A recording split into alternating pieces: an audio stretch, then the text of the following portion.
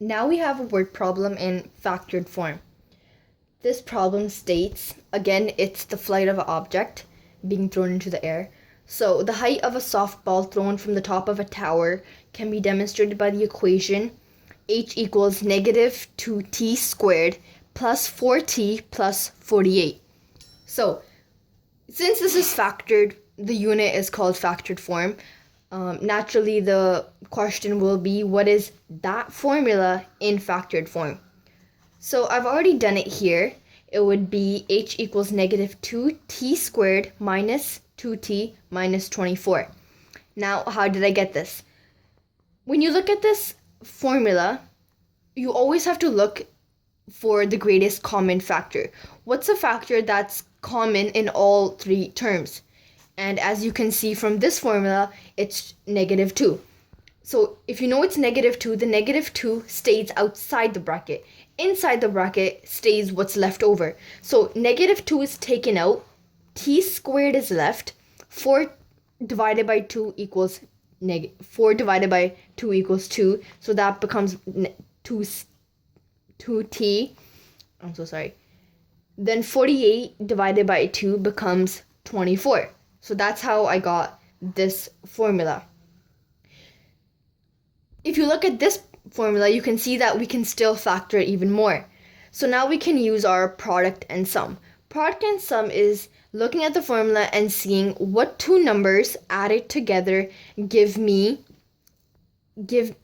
4, and what two numbers multiplied together give me negative 24. And the two numbers are negative 6 and 4. So you just put that together. So then it will be h equals negative 2 t minus 6 and t plus 4. And as you can see, I've already made a mistake with my integers, and you really have to be careful that your integers are right, because these small integer mistakes can lead to your whole solution being wrong.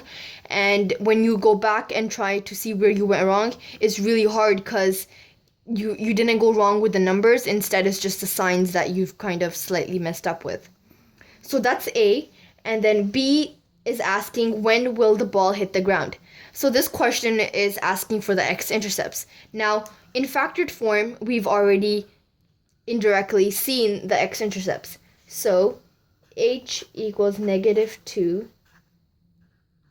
t minus 6 t plus 4. So our integers would become, it's 6 and negative 4.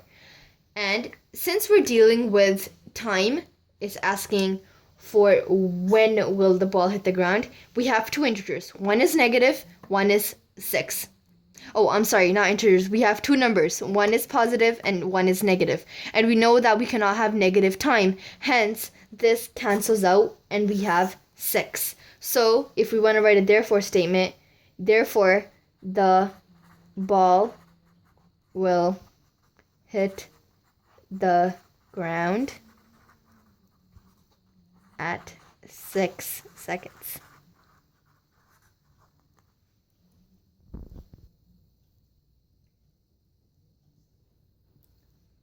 Now, we have to find the maximum height. So again, as I've mentioned before, whenever you see the word maximum, you have to automatically think of vertex. So you can find the vertex by using figuring out your axis of symmetry. And to figure out your axis of symmetry, you take your two x-intercepts and add them together. In this case, it would be 6 plus negative 4, and then divide that by 2.